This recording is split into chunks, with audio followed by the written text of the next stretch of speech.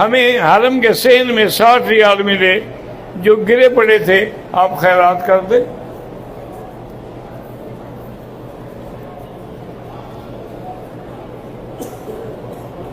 मोहम्मद अली पाकिस्तानी, शादी के लिए अल्लाह आसान करे।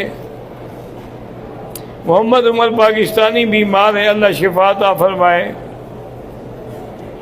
हाजी अब्दुल हमीद मुतवल्ली मस्जिद बीमार, अल्लाह शिफा अता फरमाए।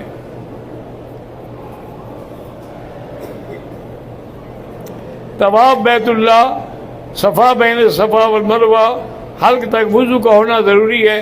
भाई तवाफ में तो होना ज़रूरी है, लेकिन सफ़ा में न रहे तो कोई हर्ज नहीं, हल्क के वक्त न रहे तो कोई हर्ज नहीं।